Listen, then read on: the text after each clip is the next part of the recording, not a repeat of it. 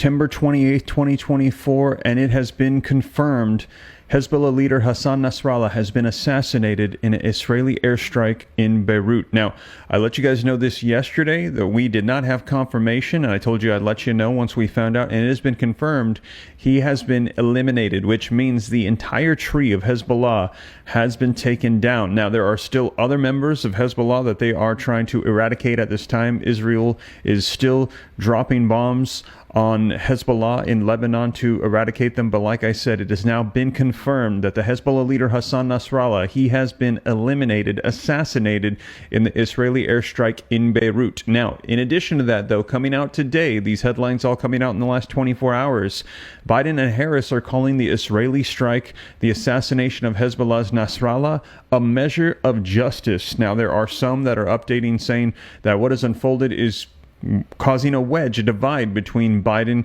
and Benjamin Netanyahu. However, they are saying that Biden has now come out and said this is a measure of justice. This needed to happen to an unjust terrorist leader, Nasrallah. Now, in addition to that, take a look at this. Israel is now asking the United States to detour Iran after Hezbollah leader assassinated. Israel saying, we know what is coming next. There is going to be war, and they are asking the U.S. to prepare for the coming war, as they are saying that Iran will be coming after them in retaliation. Now, at the same time, we also have a lot of people saying, no, Iran, we're still waiting for the retaliation from before, from the assassination of Hania, and we still haven't seen that. So some people speculating that Iran might not be responding. They're just not ready for it. We've actually heard from the Iranian president saying, our economy cannot handle another war. Let's go ahead and de-escalate the situation. We're not prepared for a full-scale war with Israel, who is an ally with the United States. But we're hearing that Iran's saying they must retaliate in some form or fashion to what has unfolded. So we are yet to see. And as you can see, Israel is saying, the United States, please detour Iran. After Hezbollah leader assassinated, United States, we are calling upon you to get involved because things are going to be intensifying. Now, I'm going to be sharing with you the latest headlines and also the latest video footage coming out on this, so that way you can see it for yourself. As I said, I'll be sure to keep you guys up to date on everything. These articles are going to be linked, cited in the description below. I try to cite all my sources just like a book report, hold myself accountable to the community, so that way you can know and see that it is the latest. Share it out with friends, family, not only this video, but articles if you like, hyperlink down below. Also, do me a favor. I see we've got 1,231 people joining me live today, September the 28th, this Saturday. Take a second, if you appreciate the updates, and hit that like button for me. It just helps spread this out further so more people can get the latest information on the YouTube platform. Also, take a second to hit the subscribe button if this is your first time here. I'll be sure to keep you up to date. It's totally free. Why not? And in addition to that, make sure you're staying subscribed. We're hearing a lot of people getting unsubscribed. We think it has something to do with the YouTube settings and updates. So make sure you're staying subscribed to the channel. Turn on that notification bell to all, so that way as soon as breaking news comes out, you can get notified right away. And also additional resources linked in the description, so that way if you want to prepare now for escalation, various conflicts that we're hearing warnings of, you can check out the resources that are available down below. We've got a free power grid failure kit. There are resources for medications, for EMP-proof fabrics, and assortment of different things. Feel free to check them out down in the description below. But you guys, let's go ahead and get you caught up on the latest, and let me know your thoughts. Are things going to be escalating? Is the United States going to be getting pulled into an extensive war in the Middle East? This simultaneously happening as we're hearing that things are increasing and intensifying with Russia and Ukraine. And just yesterday, we saw Donald Trump come out and say, I'm going to end the war with Ukraine and Russia. But at the same time, we're hearing that things are escalating and Russia has changed their nuclear doctrine. And we're hearing major warnings of potential nuclear war. And World War III is the actual words being used right now to describe what is unfolding with Russia and Ukraine. So let me know your thoughts. Are we going to be entering into war? If so, drop a 3 in the comments. If you think no, we're going to be able to avoid this, we can de-escalate, it's still not too late, put a 4. Let me know your thoughts in the comments down below, and let's go ahead though and take a look at the latest. I'm going to get you caught up on these articles and the video footage so you can see it for yourself. Let's go ahead and take a look at this video footage right now.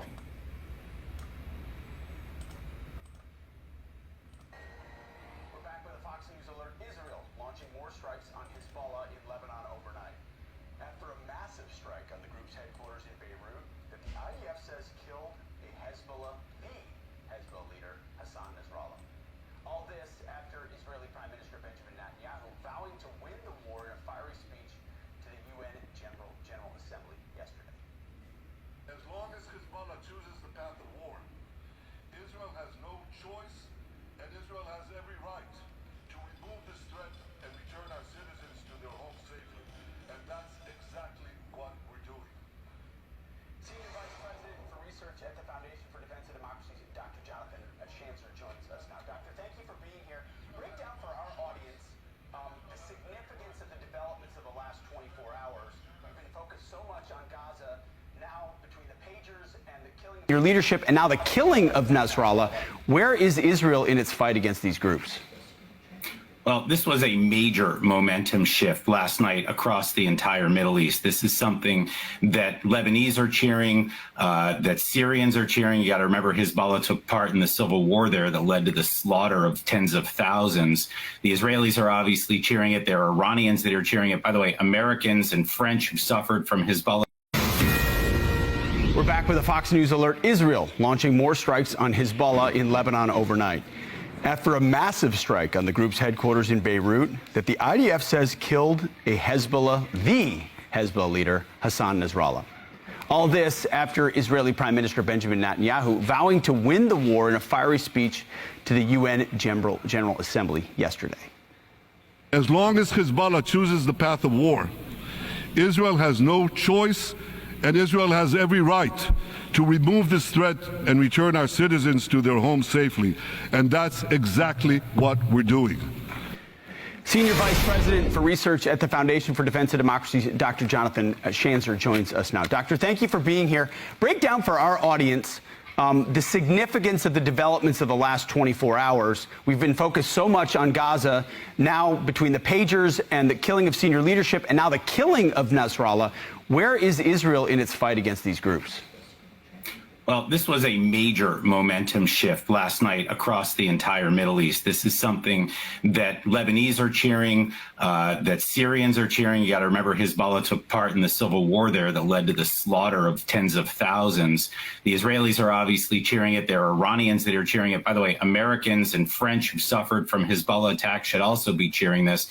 But this is significant. This is a man who led Hezbollah, one of the world's most formidable terrorist organizations. Hassan Nasrallah was in that chair since 1992, 32 years of running this organization, developing it into a really formidable force, one that has 200,000 rockets, that has essentially held the Middle East hostage on behalf of Iran. This is an Iranian subsidiary. And so now he's gone. A lot of the other top leaders are gone.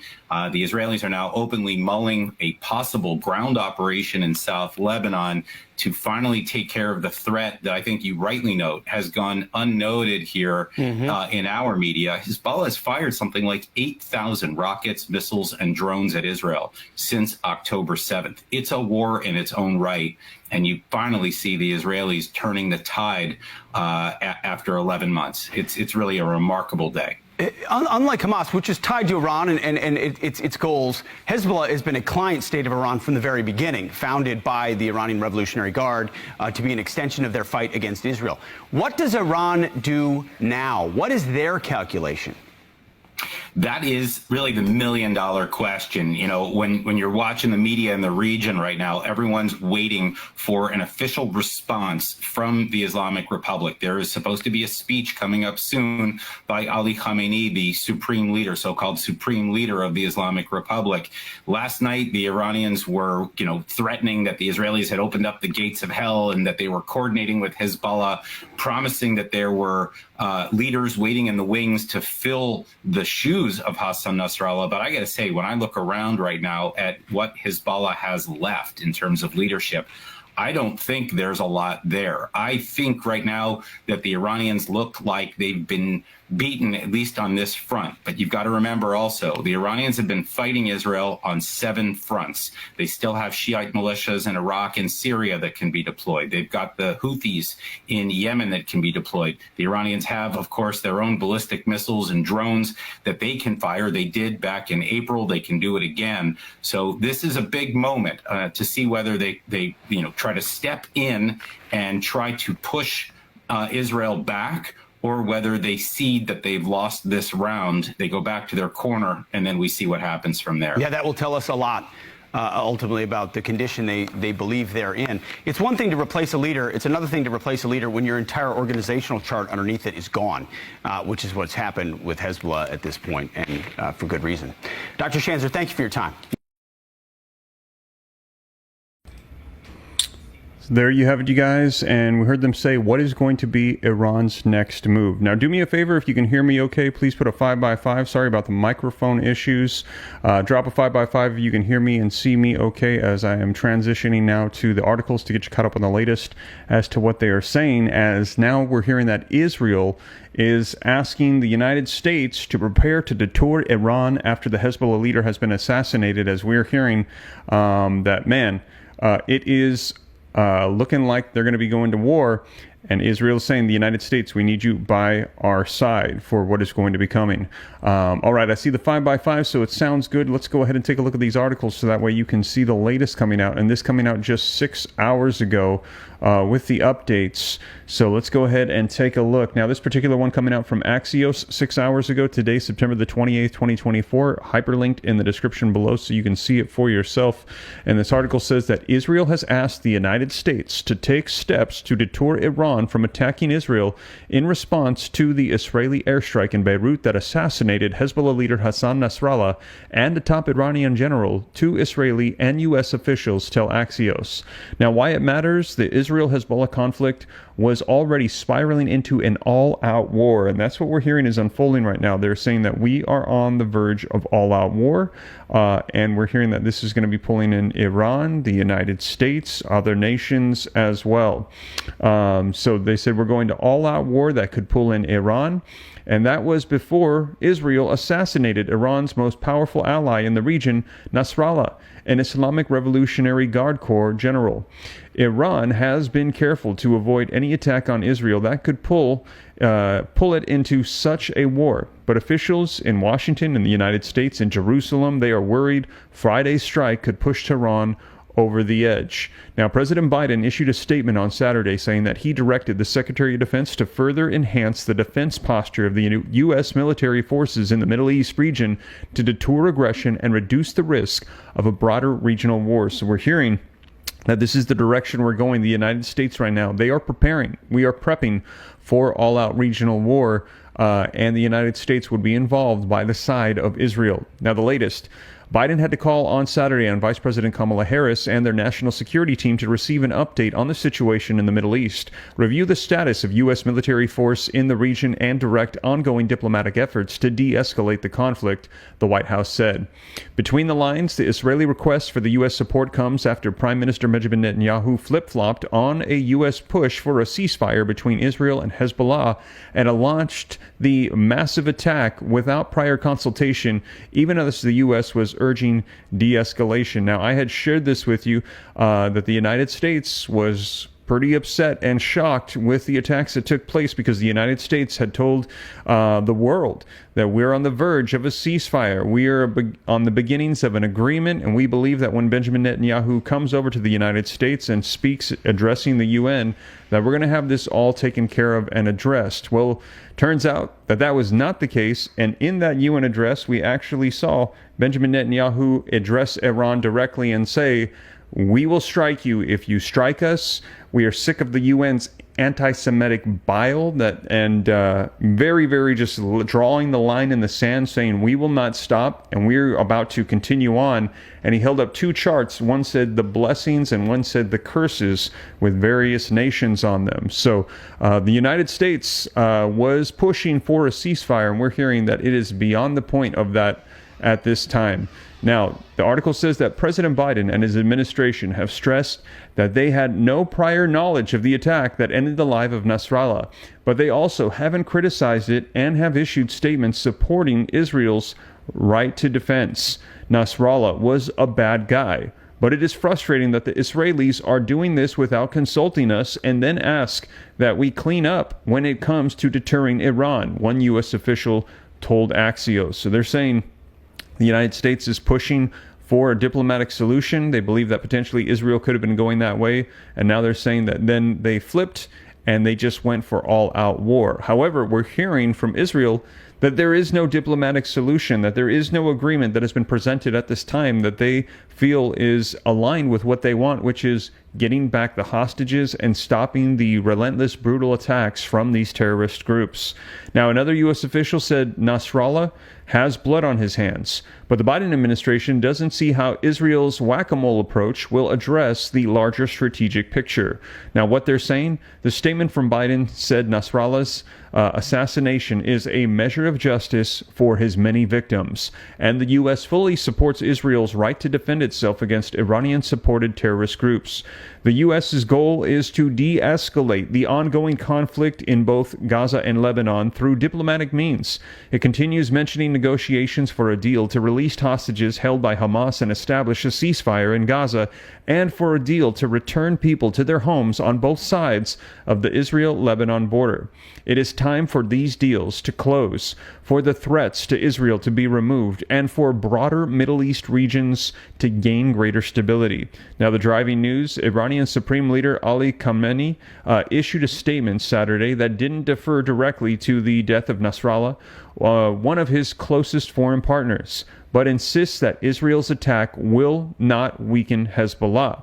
However, let me know your thoughts, because we saw that chain of command chart and they've literally taken down the entire top chain of command. And right now, as we speak, we are seeing fire going back and forth between Hezbollah, what is remaining, and Israel. And we're hearing that Israel is hitting Lebanon, the Hezbollah remaining soldiers, trying to make sure that nobody is going to be there to replace Hassan Nasrallah. The terrorist gang's ruling Zionist regime has not learned from its one-year criminal war in Gaza. Now they are testing the same absurd policy in Lebanon. All the resistance forces in the region stand with the support of Hezbollah. Lebanon will make the transgressing malicious enemy regret its actions, he said. The Islamic Revolutionary Guard Corps confirmed on Saturday that its commander in Lebanon, Brigadier General Abbas Nilforoshan, was assassinated in the strike on Hezbollah's headquarters as well. Behind the scenes, in a conversation with the U.S.'s counterpart, Secretary of Defense Lloyd Austin, after the attack on Friday, Israeli Defense Minister Yoav Gallant asked that the U.S. take operational steps and issue public statements to deter Iran from launching an attack against Israel, U.S. and Israeli officials have said. Secretary Austin stressed that the U.S. is determined to prevent Iran and Iranian-backed partners and proxies from exploiting the situation or expanding the conflict, the Pentagon said. So again, the United States is saying, we want to de-escalate the situation. We do not want this to go into an all-out, full-scale regional war. Now, the big picture, Iran has strengthened Hezbollah's military capabilities over many years to serve as a deterrent against Israel, especially from the possible attacks of Iran's nuclear program. Last April, Iran attacked Israel directly for the first time in history in retaliation for an Israeli airstrike that assassinated Iran's top general in Syria. The attack was mostly thwarted by an international and regional coalition led by the United States and Israel. Iran has vowed to respond to the assassination by Israel of Hamas's leader Ismail Haniyeh in Tehran 2 months ago, but hasn't yet done so. A lot of people, we had heard that we were going to be seeing that response within 24 hours, within the coming days, and it's been further and further and further, and now we are literally 2 months out. We still have not yet seen Iran retaliate for what unfolded, and now we're seeing this unfolding where Hezbollah, Iran's proxy group, is almost entirely annihilated by Israel. They're waiting to see if Iran will be responding. Now, in recent weeks, Hezbollah urged Iran to launch an attack against Israel, but Iran didn't agree to do so. We heard them saying that Hezbollah was calling upon Iran to please hit Israel. Iran saying now is not the right time. And we are now seeing Hezbollah in the last 24 hours almost completely, entirely wiped out. Now, friction points. 3 U.S. officials tell Axios the Biden administration supports the assassination of Nasrallah, but is frustrated about the lack of consultation and transparency from the Israeli side, saying we support the assassination of this terrorist group. However, the United States upset that they are not in the know of what is taking place. Austin, CIA Director Bill Burns and CENTCOM Commander General Michael Kurilla were all briefed by their Israeli counterparts as the operation was already underway and without real possibility to weigh in or express their opinions, the U.S. officials said. Now, what's next? One U.S. official said that the Biden administration's top priority now is to avoid an Israeli ground invasion in Lebanon, as well as prevent direct Iranian involvement in the fighting and reach a diplomatic solution that allows civilians on both sides of the Israel-Lebanon border to return home. It says this story has been updated with statements from President Biden and the White House on Saturday today. So there you can see that this is the most recent information coming out, you guys, today, September the 28th, 2024, as things appear to be escalating. And we're hearing, as you just saw, the White House, United States of America, they're saying their number one top priority is to stop this from growing into an all-out war in the area, trying to get both sides to come to some sort of diplomatic solution. Let me know your thoughts. Again, do you think that we are going to go to all-out war? If so, put a 3 in the comments for World War III. If you think we're going to be able to de-escalate the situation, avoid it, maybe Iran won't retaliate after essentially being humiliated by Israel, having their entire proxy group wiped out, put a 4. If you think we're going to be able to avoid World War III, put a 3. If you think war is imminent as things and tensions are escalating and rising. And as you can see here, Israel calling upon the U.S. We are not exempt. We are directly involved with what is going on in the Middle East. They are calling upon them to get involved and to try to deter Iran from escalating the situation right now in the Middle East. Man, and I see a ton of 3s pouring in. I see a couple of 4s here and there, but it looks like the vast majority of the room. We've got 2,239 people live with me in the room saying it looks like World War III is upon us. Now, do me a favor. If you haven't done so yet, please hit the like button. Just helps spread this out further so more people can see the latest information here on the YouTube platform if you haven't done so. And again, you guys, we are hearing that the assassination of Hezbollah's leader, Hassan Nasrallah, it has been confirmed with those airstrikes that unfolded in Beirut yesterday. I shared that with you live as it was coming out, that it had not been confirmed. Now it has been confirmed. Nasrallah has been eliminated. And also, we're hearing that Biden is calling this Israeli strike, the assassination of Hezbollah's Nasrallah, a measure of justice, saying there was blood on his hands, and this was justice being served.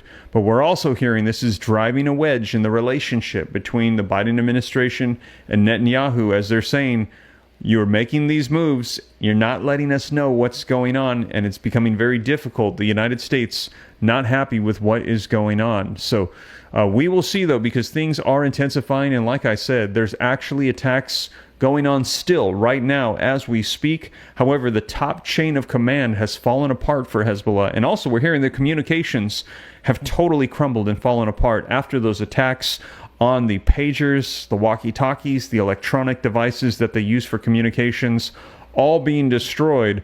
So right now, Hezbollah, a mess, absolutely a disaster, totally torn apart by Israel. Now, we're going to be seeing, like I said, what the response is from Iran, but we are seeing Israel calling upon the United States, saying now is the time, step up, make sure that Iran does not retaliate and cause a wider regional conflict as we are defending ourselves, hitting back these proxy groups and eliminating them from further attacks. And they're still waiting for there to be some sort of agreement that makes sense for Israel where they can get their hostages back from Hamas. So things are escalating in the Middle East, and it looks like the United States, we are right in the middle of it. Now, in addition to that, like I said, I'm going to have more information coming out for you regarding what is unfolding with Russia and Ukraine, as we are hearing that Russia has changed its nuclear doctrine. Russia is also saying that they will declare World War III and the use of nuclear weapons available if they see long-range missile strikes occurring into Russia from Ukraine while they are using U.S. and NATO weapons. And we are hearing that it looks like it's going to be going that route here very soon. However, yesterday as well, let me know if you saw it, Donald Trump meeting with Volodymyr Zelensky, the president of Ukraine. They had a meeting, and Donald Trump is saying, we're going to put an end to this war, that this war will not unfold. I'm going to stop it. Let me know your thoughts. If you think that Donald Trump is going to be able to stop the war with Russia and Ukraine, put a 45 in the comments. If you think he's not going to be able to, put a 46. Charlie Jones, thank you for the $5 super chat. Too much going on in general between the wars, potential multiple shipping dock shutdowns. That whistleblower was warning us all, says Charlie Jones. Thank you for the $5 super chat, Charlie. Yes, there is a lot going on, and I will keep you up to date on everything. And yes, if you haven't seen that video, I shared with you guys that they are saying prepare now. And I've actually had people from the Longshoremen's group, the ILH, if I remember correctly. I can't remember the acronym for the group, but I've actually had them reach out to me on Instagram at SteveRam3. I've had DMs. They said, let people know this is going to be happening. We haven't come to any sort of an agreement yet, and we are prepared to have everything shut down on October 1st. So you guys, if you do not have supplies of food, water, additional resources available, we're hearing 50% of U.S. imports are about to be impacted. You have 3 days. If you have additional funds to get resources, to get things lined up, because October 1st, we're hearing there could be a massive shutdown if there is no agreement made, and we're going to be seeing 50% of products that are imported to the United States not making it in, as ports will be shutting down. So we will see, though, you guys, and I will keep you up to date every step of the way, so that way you and your family are aware of what's taking place. And like I always say here on the channel, though, I share this with you not to be scared, but be prepared. I don't believe that we should have a spirit of fear or be afraid of what's going on, but we cannot stick our heads in the sand and pretend like nothing is happening, because these things are happening. We need to be aware, and we need to take necessary steps to make sure that we are ready. A wise man sees what's going on, and he changes his path, make sure that he doesn't fall into calamity.